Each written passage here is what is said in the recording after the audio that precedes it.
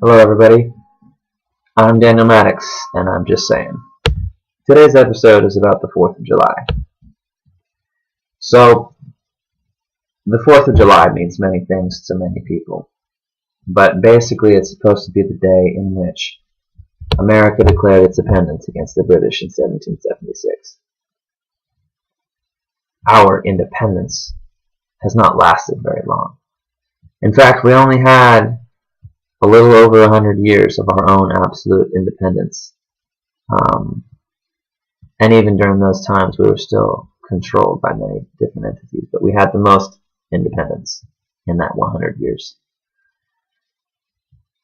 But shortly thereafter, our country was captured by banking interests, foreign banking interests, to control the money supply and the debt supply of our nation, and thus the labors of our people. As are the British people, as are the French, as are every other nation. They're all slaves towards their superior elite class, who have, through whatever means, murder, extortion, blackmail, whatever it takes, they have gained control over the people through whatever means.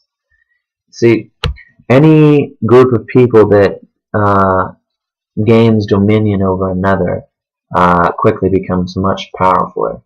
And the thing about power is that people don't want to let go of it. People don't want to accept that there can be a change in power structures, especially when they're on top. So this is what's happened. America simply is not independent. Tomorrow means nothing, except for that it is a spirit. It is the spirit of the day. And that is what we should be concentrating on. The spirit of 1776. The spirit of revolt against imprisonment, against bondage, against all those things that trap us. All those things that bind us to unhappiness and to a life of toil that does nothing for us. You see, even though you may be free as a debt slave to do what you wish with your money, most of it, some of it now, is ever decreasing amounts of property that actually remains your property. You see, because if you cannot pay your property taxes, your house will be taken away from you, and thus you do not own your house. The state owns your house. If you truly owned it, no matter what happened, you would have it unless you sold it or mortgaged it.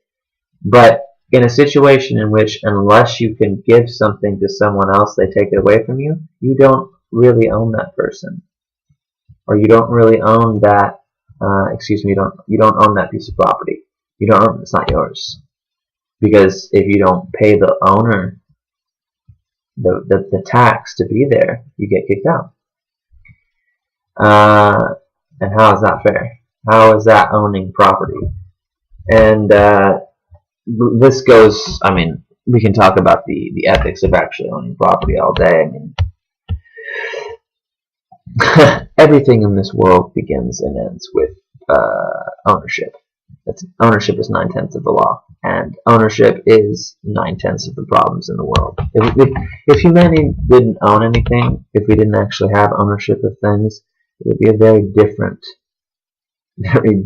society and a very different species, a different world that we'd be living in. So, in the spirit of 1776, tomorrow I will be making some videos and marching in town for a bit, and I'll voice my opinions to the people around me, and I'll be telling people, listen, you really think you're free? You're screaming it in the streets. You really think that this is your freedom? The Transportation Security Administration, is that what it is? The TSA, the DHS, the Department of Homeland Security, the CIA, the Central Intelligence Agency, the FBI, the Federal Bureau of Investigation, all of these ABC industries And that's what they are. They're industries. They make money for the people that control them. They are nothing but corporate attaches to to the monolith of our corporate state. These entities are the dogs of the corporations, because they'll go investigate and they'll go write laws for everyone else, but not for those major corporations that control them, not for those major corporations that are on the in. And so the foxes are guarding the hen house is basically the situation that we're in right now. The people that are meant to protect us are protecting the enemy who is preying upon us. It is a totally flip-flop situation. And if you think you're free, prove it to me. Prove to me that you are free, and that we as Americans are free. Now, let's define freedom. The freedom, of course, is the right to pursue your own happiness and to do things that you want to do, and to be protected under the rights of humanity, you know? So, let's lay this out. The Patriot Act, the Wartime Power Act, the NDAA, and all of these bills, all these presidential declarations, and you know, these things that are not actually technically law, they're just these decrees. Obama decreed it, and therefore it's real. They bind us, each and every one of us, to realities that we don't need to be a part of and shouldn't be a part of, such as Obamacare. And because Obama certainly doesn't care, and there's nothing caring about Obamacare. Everything is set to double and triple and quadruple every year, and it's basically you just look into the bill and you quickly find that Obamacare is a bailout for the pharmaceutical industry. The auto industry had their bailout, the pharmaceutical industry is having their bailout, the banking industries had their bailout. All the major corporations, they're too big to fail, have had their bailout. The American people are standing there like a dumbass holding the bill. And you're free? You're free. What have you done with your freedom? Well, you haven't done much, because you have to go to work. Why do you have to go to work? Because you have a lot of debt. Why do you have a lot of debt? Because you signed on to that debt. Why did you sign on to that debt? Because people told you that the only way to get ahead in life is to get a degree. The only way to get ahead in life is to play the system. The only way to get ahead in this life is to keep your head down and to march on through. March on through all the refuse of your friends and family and everyone else who gets in the way of your own enlightenment, your own self-enrichment. And that's what this is all about, isn't it? America, the self, the individual. This is the God in which we believe. Is it the fair God? Is it the loving God? The I-self? I-self. Is that the... You know they got the suicide nets at in the Apple factories in China. They have suicide nets and forced abortions for the people trying to get out there. Northcom, all this, the chip manufacturer. Just or is it Foxconn? Maybe it's Foxconn. I laugh, but it's horrible. Imagine being in a factory, working day in, day out, building iPhones for people who are going to pay $700 for it, one way or another. And you get paid like 25 cents a day. And then if you don't like the situation, you can't leave because you live in the factory. And if you try to get out, they won't let you. And if you try to kill yourself, there's suicide nets. So there's no way to suicide yourself. Quickly, anyways. Look that up. Go ahead and look it up. It's there. It's all there.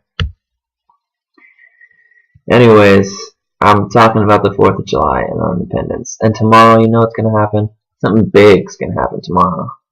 There's going to be marches in the streets, probably a false flag or two by the government, maybe even a chemical weapon at a Boy Scout meeting. Something horrible involving children. That's the MO right now. But as soon as it's going to happen, you know what? It's going to be pretty simple. Like, within 3 days of it happening, they're going to debunk it and show how these people did this, this, and that.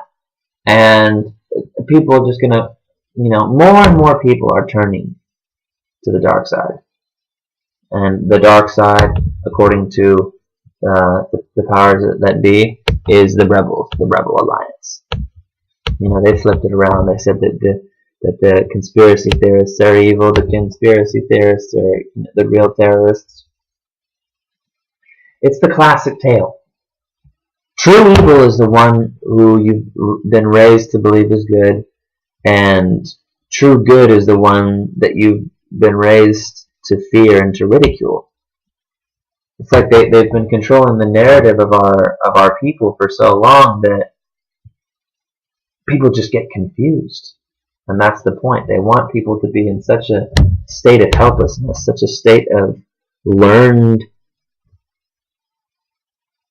helplessness, learned psychosis, that they cannot fight for themselves, they cannot think for themselves, they cannot act for themselves. They need the approval of the state, they need the love of the state. And that's the plan, to have the state as the family unit, The state is your mother, and your mother is your father. They're just going to totally reverse everything around and totally screw up everything so that everybody's turning against each other. And they're going to make homosexuality the new norm. They're going to destroy the family in any way they can. They're going to destroy different sex marriage, basically. They're not doing it because they actually care. They're just doing it because they want to have a divide in society. They want to have such extreme senses of reality, such divides, that they can easily just manipulate people. Because the divided people are the conquered people. And at the moment, we are very divided. But in that division, there is light. Because through this division, currently, the greatest part of our division is the division between the people who know that the government and the people that control the government are corrupt and are leading us down a path which will lead to untold suffering and pain and anguish. There's a divide between the people who know that and the people who don't believe any of that and believe that the government is as they've always believed it to be. But the gap, like let's say this is the entirety of society, like almost more than half now see it. Like I'd say 40% see it, at least see it.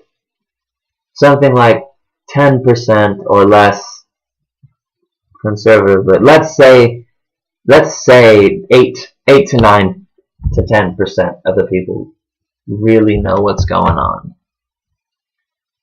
Or at least they have a better idea.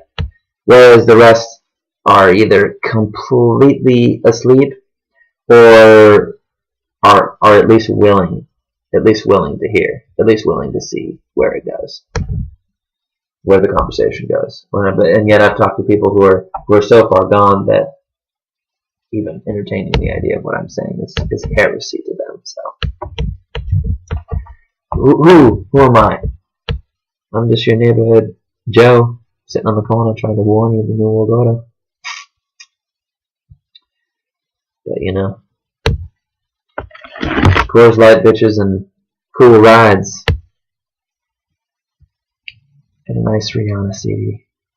That's all that really matters, isn't it?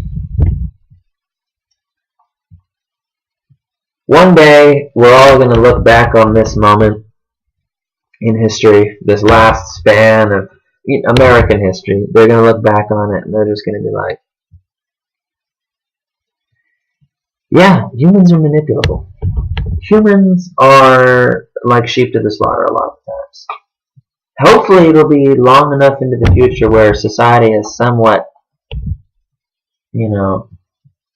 combined or adhered to a greater sense of principles and a greater sense of responsibility to itself and to its surroundings. I don't know. This is a hypothetical musing on the hypothetical musings. It's a hypothetical musing of hypothetical musings of a hypothetical future group of people looking back at us and making judgments. So it's a speculative speculation of speculated. Alright, I'm just going to stop it right there. I'm Daniel Mannix, and I'm just saying.